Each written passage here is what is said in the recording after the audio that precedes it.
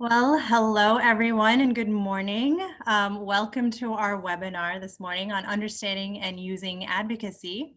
My name is Swetha Nayak and I'm the project director for the Minnesota Prevention Resource Center. This webinar is being hosted by MPRC, which is the Minnesota Prevention Resource Center, in collaboration with the Region 7 Regional Prevention Coordinator, and is funded by the Minnesota Department of Human Services Behavioral Health Division. Before we start, just some general etiquette. If you aren't already, you should be on mute, but if you're not, please mute yourselves. I know I sent an email yesterday about keeping your video on, but since then learned that Zoom meetings are very different from Zoom webinars, so you do not have the video capability. If you have any questions or comments as we go along, as Emmett goes through the presentation, please use the chat box function and we can take it from there. There will be an evaluation at the end that pops up. Please fill this out as your feedback is truly important to us. So a little bit about MPRC. The Minnesota Prevention Resource Center is the home of substance abuse prevention resources for the entire state. We host online webinars like this one. We have e-newsletters that we send out monthly, and a digital resource library. We also do in-person technical assistance and provide other assistance as well to strengthen your prevention efforts. We are just one provider in a system of providers. The other two providers are sumn.org, which is substance use in Minnesota, and they provide data on substance use patterns, consequences, and contributing factors of alcohol, tobacco, and other drugs in Minnesota. So you can view data by topic, location, and demographics and create custom fact sheets and reports for you to use. The other provider is the Regional Prevention Coordinators, or RPCs. Your RPC is the local point person on prevention efforts, and they provide personal support and consultation to build your network and evaluate if a plan is working or needs adjusting. So if you have any doubts, contact your Regional Prevention Coordinator, and they will definitely be there to guide you. So overall, this is our system. It's MPRC. We provide the resources. We work with SUMN that provides data, and the regional prevention coordinators. They provide the one-on-one support. And of course, there's you, the prevention champions. And without all of this, we couldn't have successful prevention. So today, our presenter is Emmett Robertson. Emmett Robertson is a partner at Rubric Legal and focuses on advising nonprofit organizations on nonprofit-specific issues that affect their work, particularly in the areas of tax, governance, and regulatory compliance. Emmett's practice has always been a sliding fee scale practice that makes it more reasonable for all sizes of organizations to afford legal services from someone who focuses all of their professional energies on the nonprofit and tax-exempt sector. Emmett's teaching experiences include several stints as adjunct faculty in Hamline University's nonprofit management program and at Mitchell Hamline School of Law. He's the co-chair and regular speaker for the Hennepin County Bar Association's LINK program, a nonprofit board training program for lawyers, and frequently does presentations on governance, tax, and other issues related to nonprofit organizations. So with that, please join me in welcoming Emmett. Emmett, I will hand it over to you now.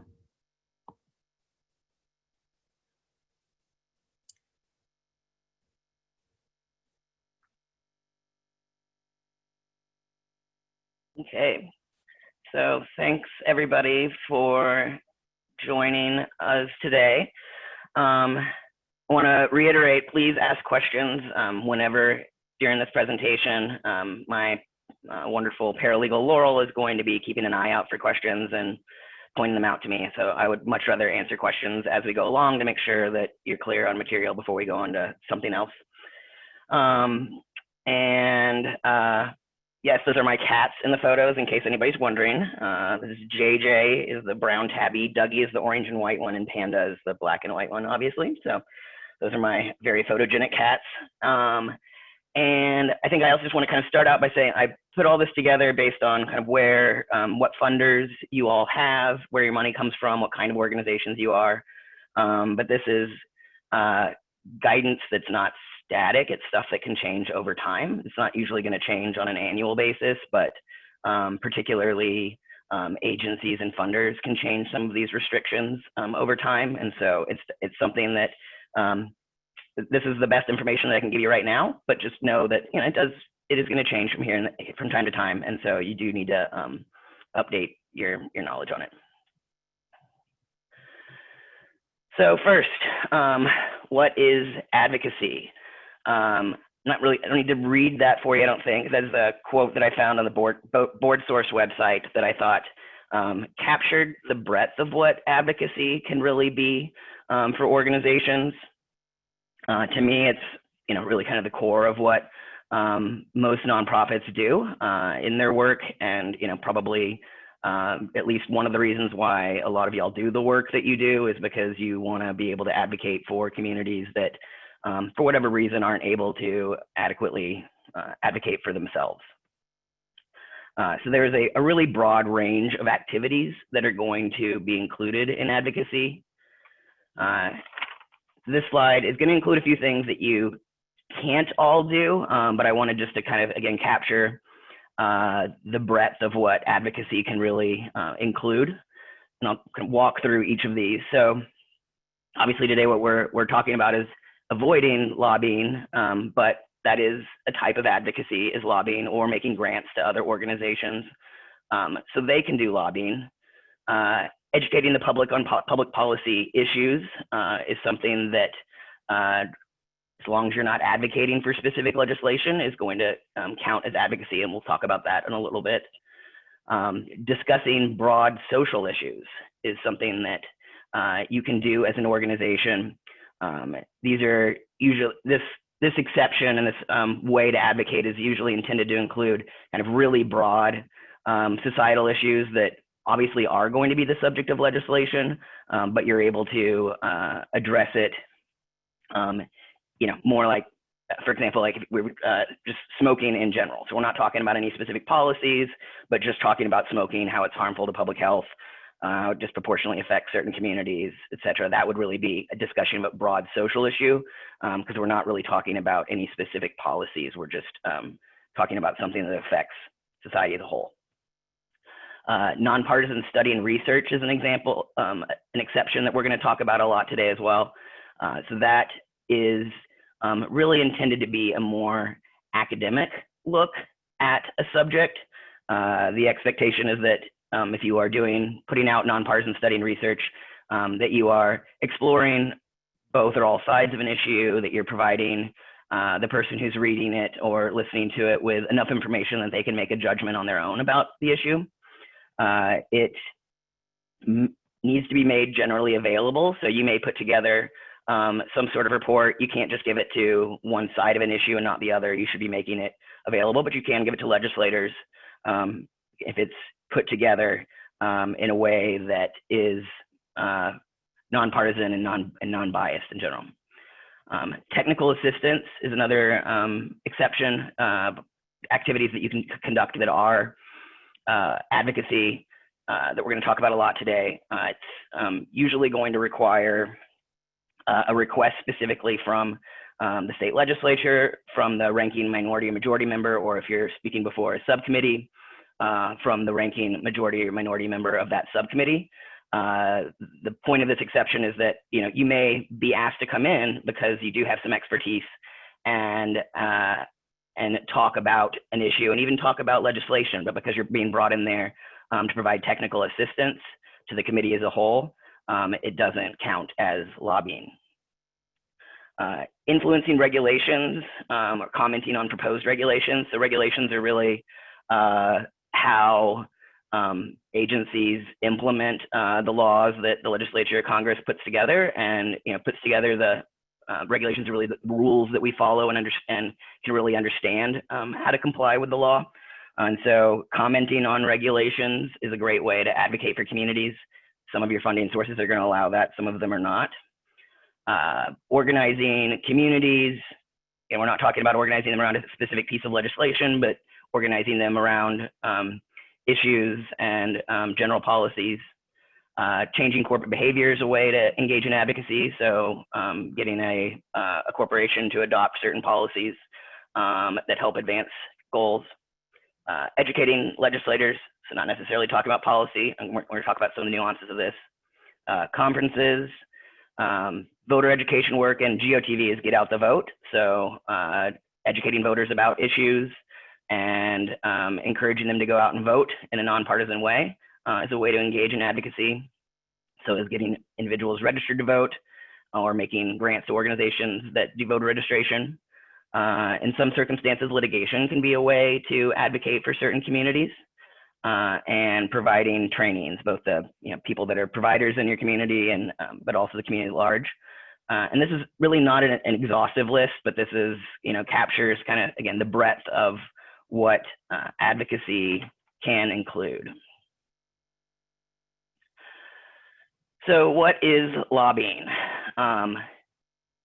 We're talking about what is advocacy here, but really in order to maximize the amount of lobbying the amount of advocacy that you're allowed to do and you're able to do, you really need to understand what lobbying is, and also understand that unfortunately I can't give you a definition that fits clearly for everybody all the time. The exact definition of lobbying and what your organizations are prohibited from doing with the money that you receive really depends on the exact context in which we're discussing it. I'm going to be able to give you some pretty general rules that should work for most of you, but I do want to emphasize that because I do want you to be able to maximize the amount of work that you do, that you don't need to always rely on the most conservative definition. And so part of what today I want to show you too is where I'm getting some of these definitions from and where some of these restrictions come from, so you can be able to look at that yourself. So again, the exact definition is going to depend on the context in which we're discussing it. There can be very funder-specific restrictions, which we'll walk through today. There can be restrictions based on an organization's tax-exempt status. It's a 501c3 or a 501c4 organization. There are state and federal statutes that define lobbying for disclosure purposes, not for restriction purposes. We're going to touch a little bit on that today, but that's not as relevant to what we're doing right now. But it's important to pay attention to these definitions, and I'm going to try to point out some of the distinctions in the definitions as we go through, because it does get defined very differently, but knowing what that definition is that you're playing with can really help you to understand, and feel more confident about the activities that you're engaging in. So how does tax law limit lobbying? And that is, I'm going through this more just to give you a definition. I don't think that it's, for most of y'all, the tax law restrictions are going to be some of the least restrictive of the restrictions that we're looking at. And they're really actually also the only ones that are absolute restrictions for organizations that are 501c3 charities. So I made a distinction here. There's private foundations and public charities. I think it's helpful to understand this too, because many of you are funded by, in addition to governments, probably have some public charity grants and private foundation grants. And so understanding the limits that come with the money from each of those types of grantors can be helpful too in understanding what limits you have. So just very high level, private foundations are corporate foundations, family foundations. They're organizations that get their money from very few places, and so they're much more restricted in the activities they can fund. They're still 501c3 charities, whereas public charities are organizations that get their money from a wide variety of places. So Minneapolis Foundation is a community foundation, but it's a public charity, for example, whereas Target Foundation is a private foundation. Private foundations can't engage in any lobbying and can't earmark funds for lobbying, and so a grant from a private foundation is never going to specifically require you to do lobbying with the money that they provide you, whereas public charities can engage in lobbying. It's limited. There's a couple different tests that it could be under. In general, it's probably somewhere between 5 and 20% of an organization's overall activities can be lobbying. This is kind of a common misconception. A lot of people think that charities can't lobby. It's really that charities can't engage in partisan political activities, whereas lobbying is not necessarily that. Lobbying is about changing policy, whereas campaign activities would be about getting somebody elected or defeating somebody. So it's these exceptions here that I note. You're going to kind of see these same words over and over because you're going to see them a lot as well in the terms and conditions on a lot of your federal grants. And these are exceptions that apply for private foundations that are activities that private foundations are allowed to conduct that are not lobbying activities for them. And they are exceptions that also apply to your organizations in the work that they do. And that's reinforced regularly throughout the materials today.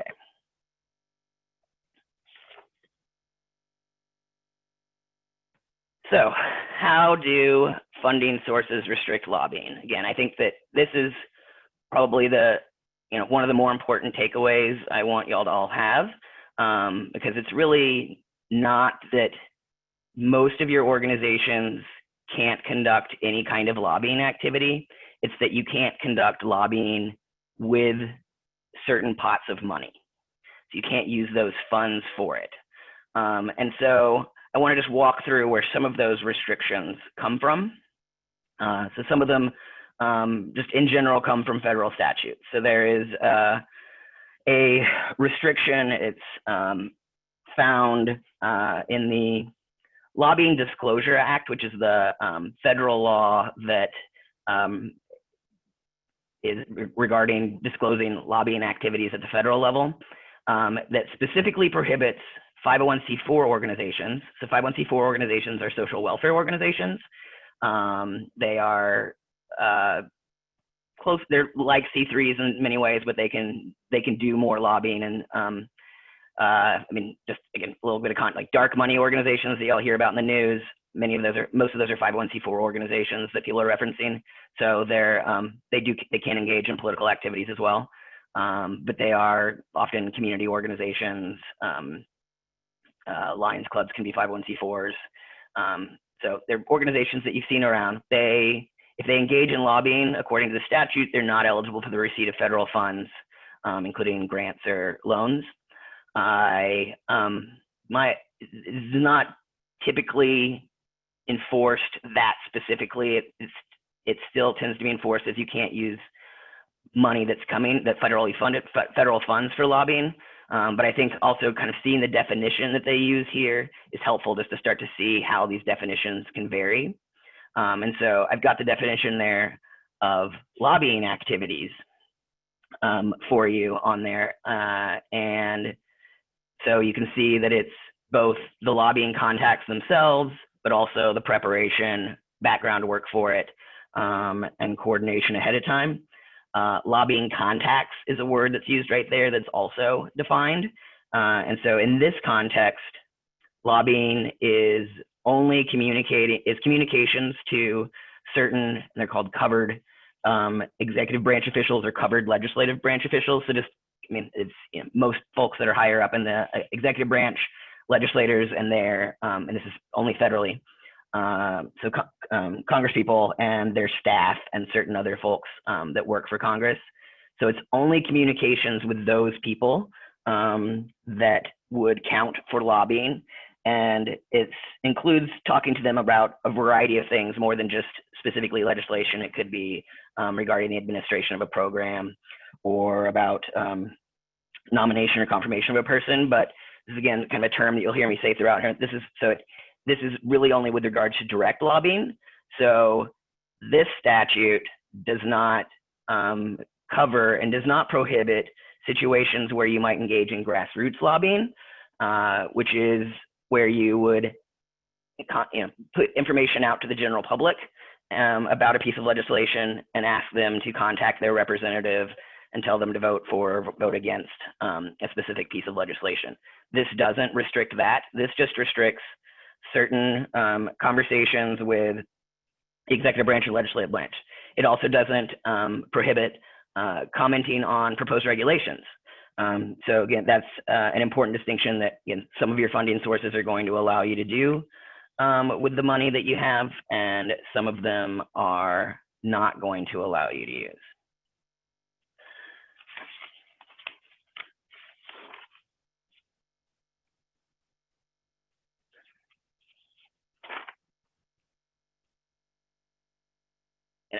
This is another statute that restricts lobbying, the Anti-Lobbying Act. So again, I don't think many or any of you would be federal employees, but again, I'm just trying to show this to see so that there's a variety of ways these restrictions can come in. So the Anti-Lobbying Act is going to prohibit federal employees from engaging in substantial grassroots lobbying. So as I just talked about, grassroots lobbying is going to be situations where you're encouraging the general public to reach out to a legislator, in this, we're talking about federal, so Congress people, encourage their congressperson to vote for or against a specific piece of legislation.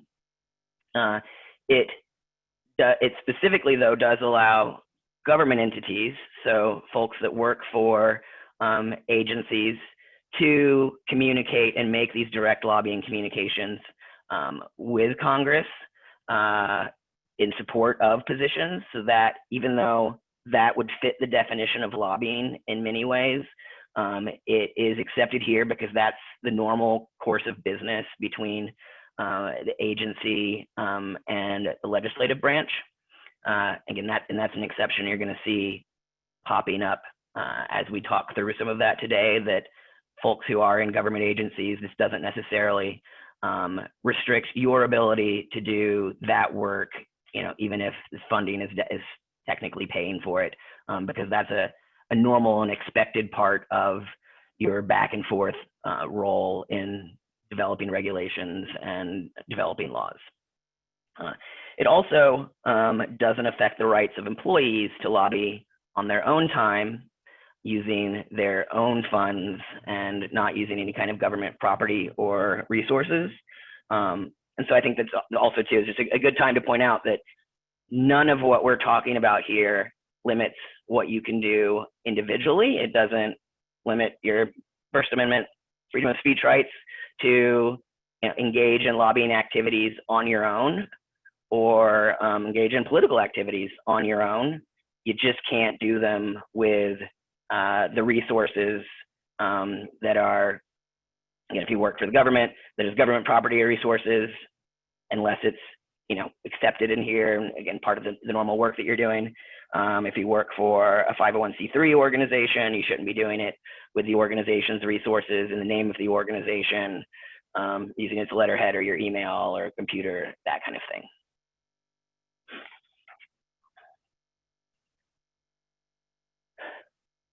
So now we're going to really get to kind of the meat of what really applies to the majority of your organizations and the work that you do. So we're going to talk about, for a few slides here, what I refer to as the uniform guidance. So the uniform guidance is a uniform set of materials that provides guidance both to nonprofits and to government entities that are receiving federal grants. So it is a set of rules on how you operate. It's cost principles, so it talks about costs that are allowable and not allowable, and is found there at 2 CFR 200. But we call it the uniform guidance because it's otherwise a mouthful. But it does contain restrictions on, again, the use of funds. So I want to keep emphasizing that for the vast majority of these of the groups that I believe would be participating in this, it's not that your organization is all out prohibited by these funders from engaging in lobbying activities. You just can't use these government sourced funds for lobbying activities unless that was, an agreed upon part of the grant. But if you were to raise funds from a foundation, for example, that could support that work, or individual donations, then that doesn't prohibit you from engaging in those activities. You just need to make sure that you're accounting for it separately, that it's clear that you're not using government funds to engage in these activities that you can't conduct. And so that's it. From uniform guidance, when it talks about lobbying, it's talking about the expenses for lobbying being an unallowable cost. So it's not something that you can charge against your grant. So the prohibitions that it includes are lobbying to obtain grants, contracts, cooperative agreements. So lobbying the legislature, and this is both state and federal, lobbying the state legislature, certain folks in order to get grants coming your organization's way. Executive lobbying and properly influencing the executive branch, which would be getting them to give your organization consideration or for a grant, or act a certain way that's more than just acting on the merits of whether or not you deserve it, or whatever kind of other solution you're trying to get there. So you can't use these funds and charge them against your grant to conduct either of those things. You cannot use federally sourced funds to influence the outcome of any federal, state, or local election, which probably isn't surprising because they're all elections. Referendums, initiatives, or similar procedures, which would include, for in Minnesota, constitutional amendments, when those go on the ballot, also doesn't allow for those. Those are generally considered to be lobbying when you're working on a referendum initiative or a constitutional amendment, and so you cannot use these federally sourced funds for that. You also can't use them to establish or contribute to an organization that would be engaging in political activities or trying to influence elections. And I realize I meant to clarify too that I think it's one of the things that it's important to understand here is kind of where your money is coming from. A lot of government grants that come through, even if they're coming through the state, are initially federally sourced. And if they are federally sourced, then this uniform guidance applies to those funds. Again, the vast majority of grants that I see are, but definitely, and we're going to talk about some that wouldn't be federally sourced today. But so it's paying attention to where that money ultimately comes from, even if it's administered through a state agency, it may still be federally sourced funds.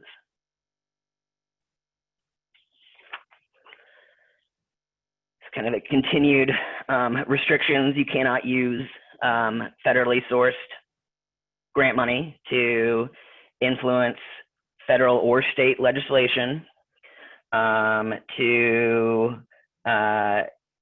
enact or change any legislation. You can't communicate with Congress or the state legislature about it. You can't engage in grassroots lobbying. So again, you can't use it to communicate with the general public and urge them to contact their legislator about a piece of legislation. You can't use it to contribute to or participate in a march, rally, fundraising drive, lobbying campaign, letter writing campaign, telephone campaign. So again, you can't use these funds. It doesn't mean necessarily this doesn't restrict your organization from doing those things as a whole. You may have other things that restrict that, but this doesn't. It's just that you can't use government source funds to do that. And you can't use them to influence any government official to sign or veto legislation. You can't use it to pay for time, staff people to attend legislative sessions, gather information, if the point of going there is to prepare and get information for unallowable lobbying. So again, this does not mean that you can't use these funds to pay for the cost of staff to attend a legislative hearing that is relevant to the work that you're doing. You just can't do that if the purpose of it is to use that information or that time to engage in unallowable lobbying activities.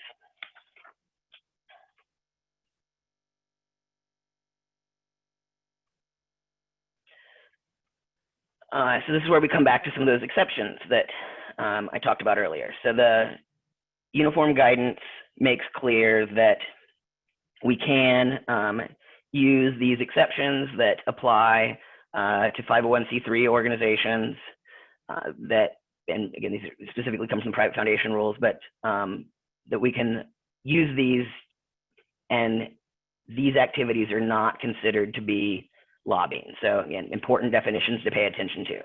So exceptions that would include any kind of technical or factual presentation directly related to the performance of the grant.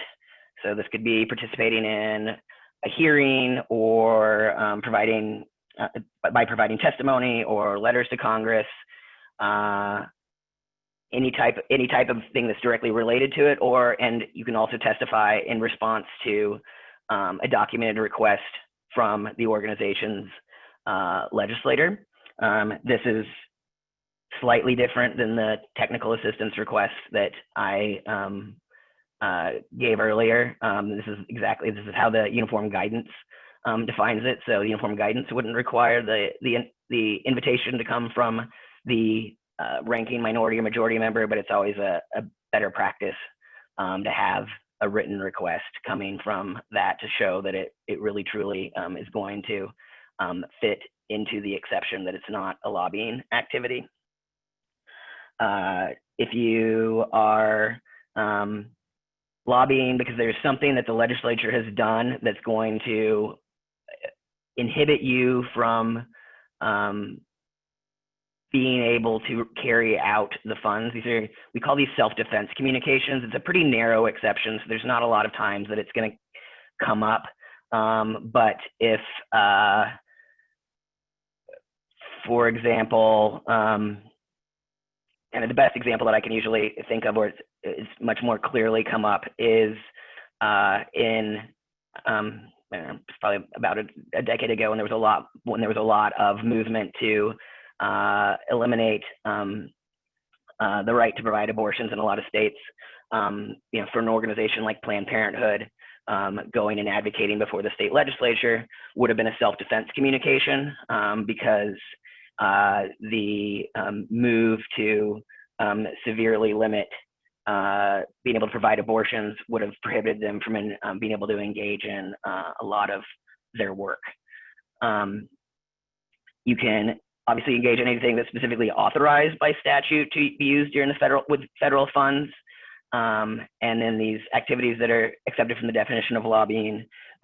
So that's going to be the nonpartisan analysis, study, or research, and the reports that can come out of that, that you provide to a legislature, to the public, present on your website, send out in a mailing, however you're providing that. Examinations and discussions of broad social, economic, or similar problems, and the technical advice and assistance that we discussed.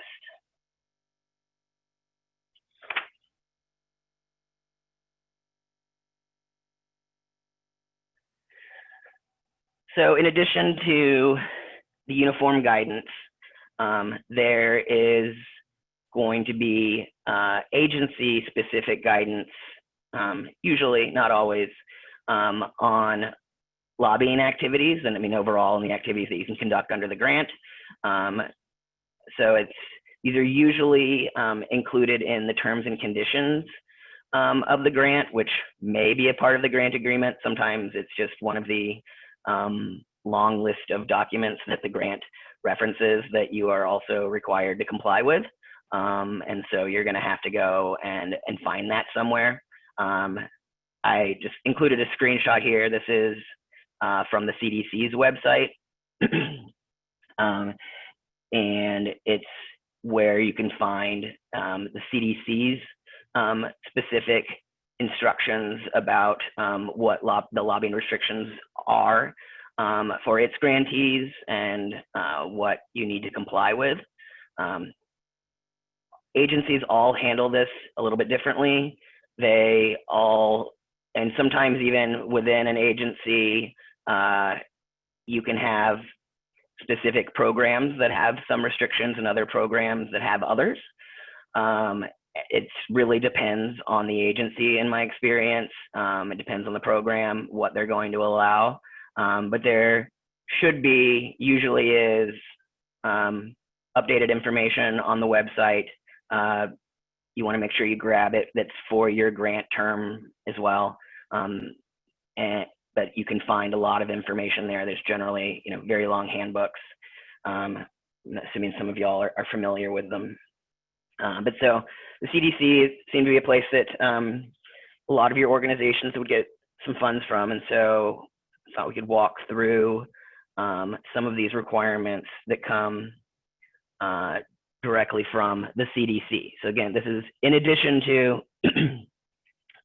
any requirements that would come just because they're federally sourced funds, that these would come into play. So the restrictions the CDC provides contain the same restrictions that we've discussed in these last slides, but it also includes some additional restrictions, and that you can't use the funds to influence, comment on regulations, proposed regulations, executive orders, unless this is a part of your typical legislative executive communications. So if you're with an agency and that is typically communicating about these things with the legislature, with the executive branch, that would not be prohibited here.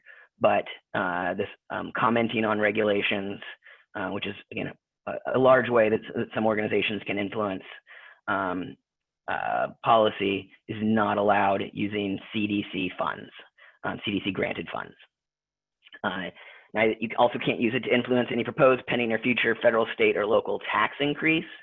Never to influence any proposed, pending, or future requirement or restriction on any legal consumer product, including its sale or marketing. I mean, just to kind of point out, the interesting way, a lot of these things come in is through lobbyists that are getting this language included, and the language in the CDC document specifically says that it includes but is not limited to like prohibition of firearms or something like that. So that's there are going to be some of those very specific restrictions in there too.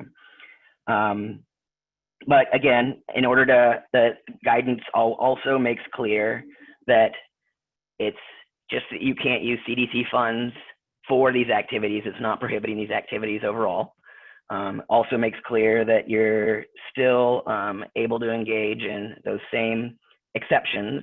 So nonpartisan study and reports, the broad discussions of broad social, economic, similar problems, and providing technical advice or assistance to the legislature.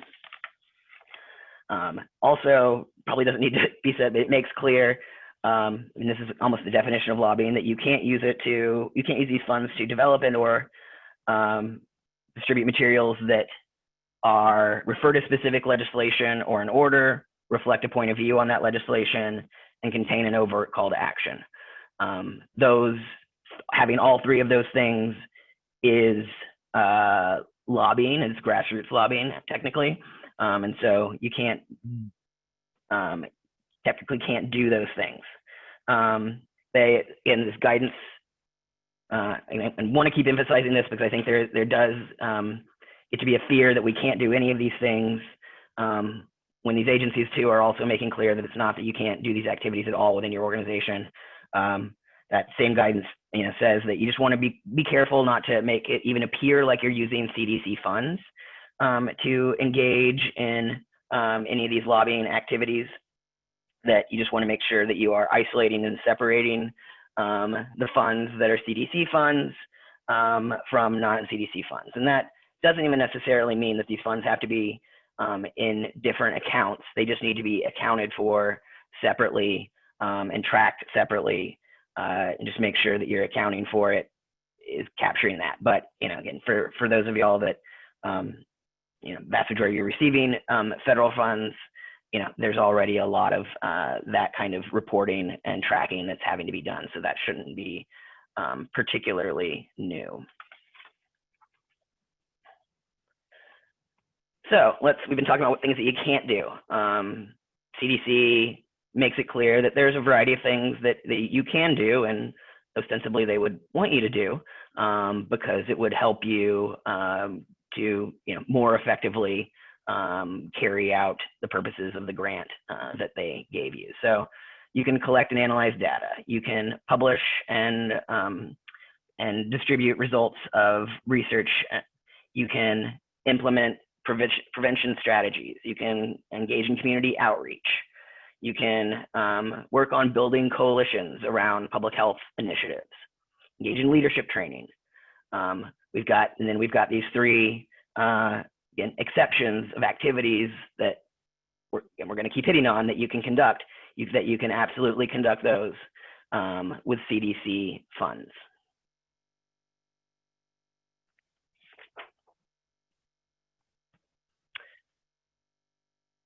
So kind of continue with agency-specific guidance. And some of y'all receive SHIP funds. SHIP funds, and this slide is really an example of kind of where the definitions can matter a lot. So SHIP is state funding. It is provided by the Minnesota legislature. It is not federally sourced funds. So the uniform guidance and those restrictions that we went through do not apply to SHIP funds. And so SHIP, there's a financial guide posted online for SHIP, which is what contains the restrictions here that we're talking about. So it provides you can't use funds for lobbying, but I want you to pay attention to the definition here. This definition is very specific, and it actually allows you to do a lot more than you would think. So advocating for a specific public policy after it's been formally introduced to the legislative body. So that is more permissive than many definitions. Most definitions of lobbying are going to include any kind of specific proposal, as long as it is a clearly identifiable proposal.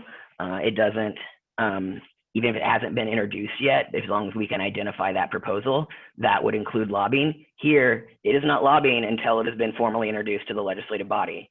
And so, also if you're not talking about a specific public policy, but you're talking about, that there should be some policy adopted on this issue, then that would not count as lobbying and would be a cost that would be allowable with these SHIP funds.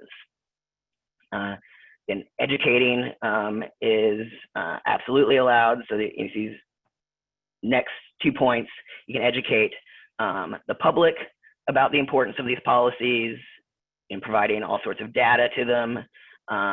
You can, provide education to legislators and other decision makers.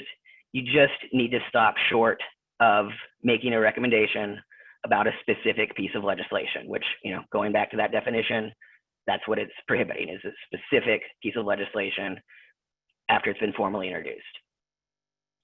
So this is also not going to apply to kind of private policies that you're working on passing. So if you were working with local employers to pass certain policies that apply to their employees, this would not prohibit using SHIP funds to do that kind of work. Again, and the website makes clear that this is not prohibiting your organization from engaging in lobbying as a whole. It's just saying that you can't use these SHIP funds to engage in activities that fit this specific definition of lobbying.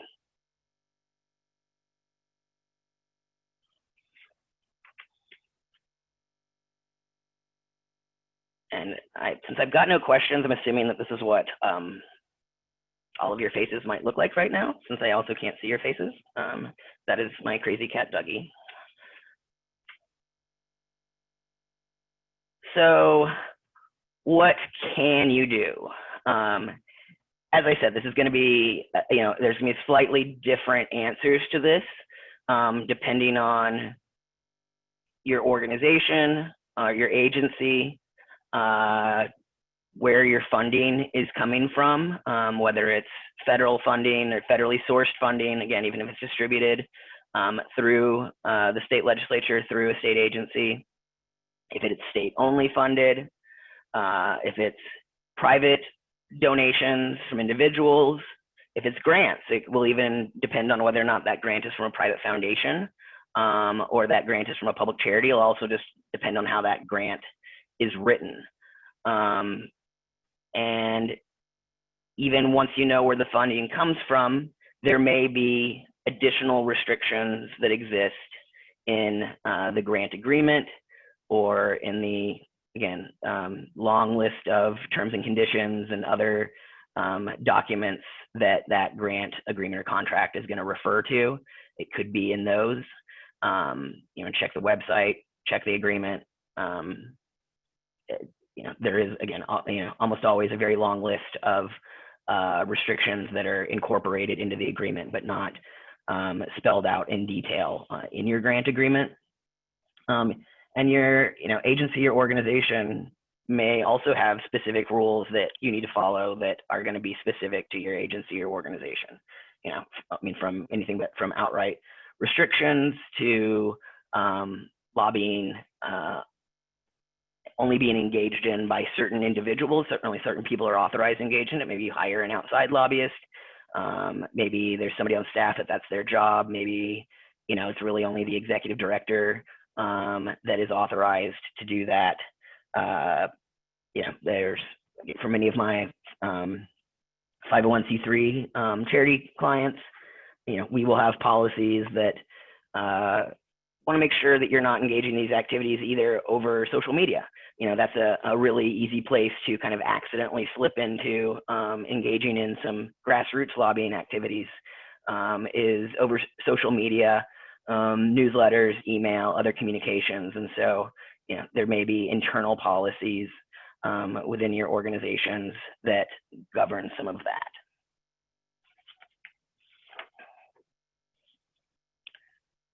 So what do all of these restrictions allow?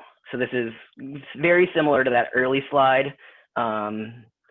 I still have an asterisk here because some of you are not going to be able to engage in lobbying with other funding sources, but that's going to be a function more of kind of internal policies or some other outside restriction. Many of your organizations can still engage in lobbying, just not with these certain types of money. And so I'm going to again kind of go through what each of these exceptions are, just to, again, what my hope is that you come out of this is understanding, oh, there's really a lot more that I can do here than I thought, and feeling confident about knowing what those exceptions are. So this nonpartisan study analysis research needs to be thoughtful examination, looking at both or all sides of an issue. Can't generally advocate for legislation, but you could conclude that legislation might be appropriate as long as you're looking at the issue and exploring the issue and fully enough that an individual could come and read it or listen to it and make their own independent judgment about what kind of policy may or may not be appropriate. The examinations of broad social, economic, and similar problems. Again, this is intended to cover issues that would be subject to the subject of legislation, but this is really kind of the larger level. So again, smoking in general, rather than policies about smoking age would be an example of that. Requests for technical assistance, which we've talked about. Again, ideally you want to have a written request from the ranking minority or majority member of that subcommittee if you're being asked to testify before a subcommittee, or from the legislature or Congress as a whole if that's where you're being brought in. If you work for a government agency, you are still allowed to engage in direct lobbying communications between the agency itself and the executive branch or the legislature as long as these are the types of communications that are, part of your regular operations and part of how you would normally be interacting with the executive branch or the legislative branch in order to, put laws into effect and develop regulations and provide input. Certain self-defense communications, as I talked about earlier, this is going to be a pretty limited set of circumstances when this would come up, but it's going to be times when your organization is not able to conduct its work effectively that's funded under this federal grant because of some proposed change in the law. It's not funding, taking away funding is not usually going to qualify for this. So it's got to be some sort of policy change that's going to inhibit you from being able to carry out the purposes of the grant. Educating the public about the importance of policies is something that you can do without walking down the road of advocating for or against certain policies. So when we're talking to the general public, you can talk about a specific policy. You can even express a preference to the general public about a policy. It's only when you ask the general public to take an action on that, so to call their legislator, write a letter to their legislator, come down and join a lobby day, that's when you are engaging in grassroots lobbying.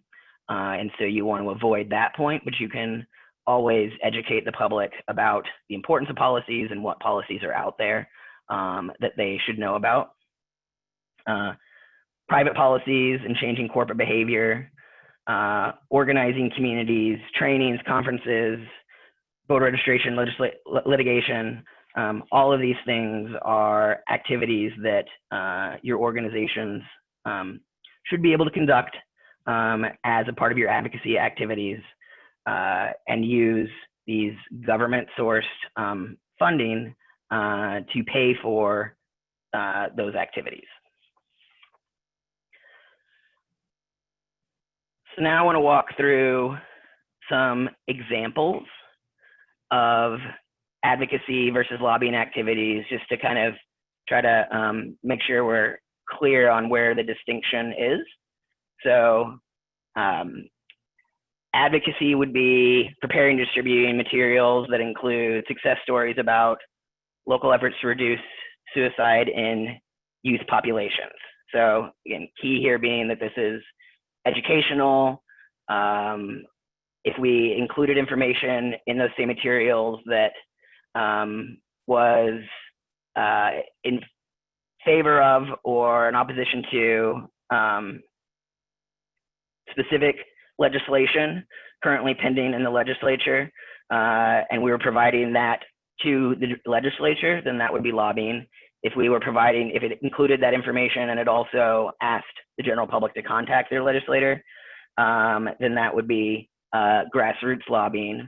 But before that, we can, put all sorts of information out that is educating the public, that's showing how these policies that exist out there do or don't work, and you can distribute those on your website or via email or social media, newsletters, mailings, again, to the public, to the state legislature, to your congressional representatives. All of that, as long as we're staying on the educational side of this divide, then that's advocacy, and that is work that you absolutely can conduct, and it's work that you can conduct with agency funds. Again, assuming that the grant is intended to cover this kind of work, but it wouldn't be prohibited as from being used with federally sourced funds.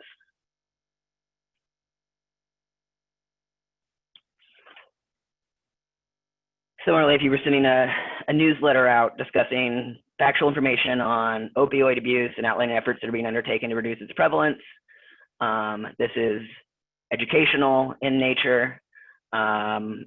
If we were to include a call to action, which is that asking the person reading it, the person listening to it, to contact their state legislator, that would be a grassroots lobbying communication, and so that's going over the line. But we can talk about, again, kind of the work that we're already doing, why it's important. We can even talk about some of the legislation that's pending out there or that we would like to see introduced. All of that can be done as a part of that weekly e-newsletter, as long as we're not engaging in a call to action. I'm also assuming this weekly newsletter is really going to the general public. It's not going to the legislators themselves, because that could, you know, if you were sending this to the legislators every week, then, and you were talking about specific legislation and reflecting a view on that, then that would be lobbying. So this is, again, assuming that this is only going out to the general public, or if you have members of your organization, to the members of your organization.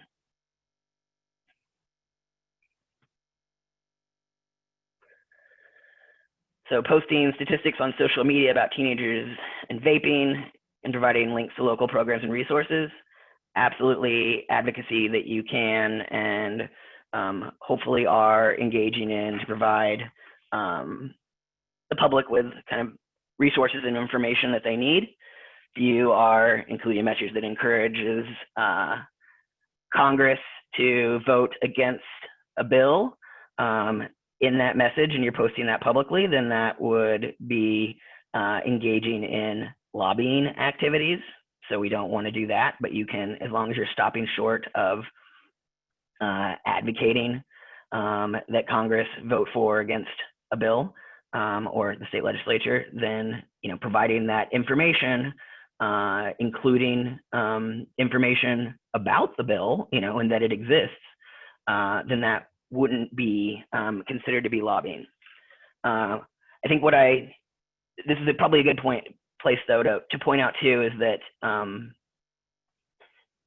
you do want to be aware of how and where you're providing this information, and if there are other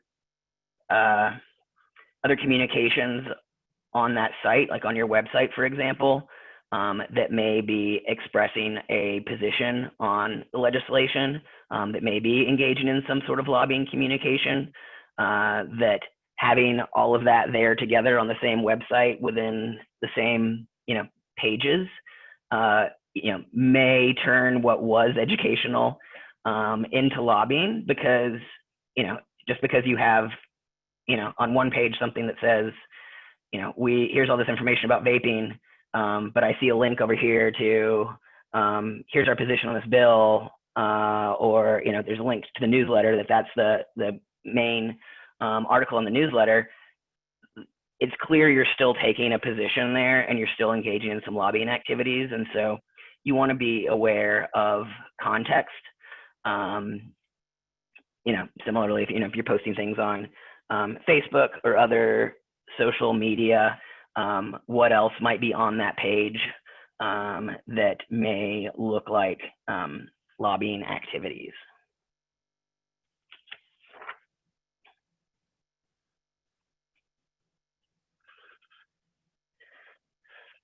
So we hit on this example a lot, but testifying before a subcommittee of the state legislature on harm reduction techniques. Testimony came at the request of a ranking majority or minority member of that subcommittee. That is an exception to the lobbying rules, and so you can go before that subcommittee and talk about a specific piece of legislation, giving an opinion on, you know, giving your organization's position on that legislation. That is still not lobbying, even though you are giving a specific position on that, because you fit into this exception. Where this would turn into lobbying is if you are only meeting with a subset of that committee, it's not testimony to that subcommittee as a whole, or you're just meeting with specific legislators to not only provide them with the information, but to also ask them to provide additional funding to the local health department, for example. then because you're asking them to take an action on something that, a budget bill, something that includes funding would be a piece of legislation, then that would be a lobbying activity and would cross over the line, no longer just being advocacy.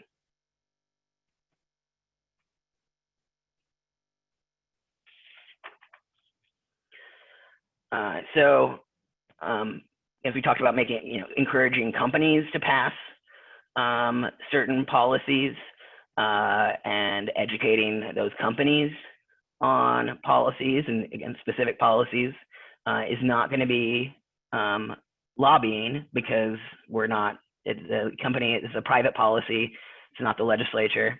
And so we can talk to those employers and help and work with them and develop plans and toolkits for creating policies to help achieve the work that we're doing, where that would cross over into lobbying is if, for example, we were urging the public to contact the representative to pass a bill that would require employers in your general geographic area to adopt certain programs. Like that bill to require the employers is the piece of legislation that you would then be lobbying on, and you would be engaging in grassroots lobbying to promote. And so that would cross us over into the lobbying arena.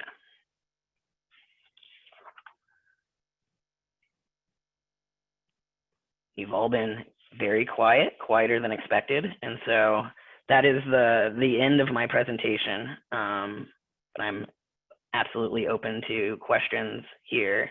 If you want to talk about more specific questions that you brought to the presentation.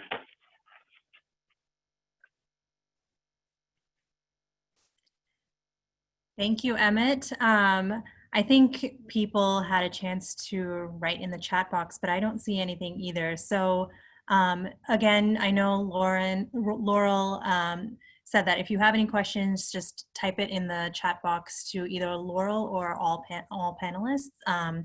So if you have any questions, go ahead and ask and we can get to that. Otherwise, feel free to contact Emmett directly. You can also contact us at MPRC and we can get those questions over to Emmett. I thought this is incredibly insightful. Thank you so much, Emmett, for clarifying the difference. We will make this webinar available for you on our MPRC website, so stay tuned for that. There will be an evaluation, like I said, that will pop up afterwards. And if you have any questions, again, please feel free to reach out to us. Thank you and have a great weekend.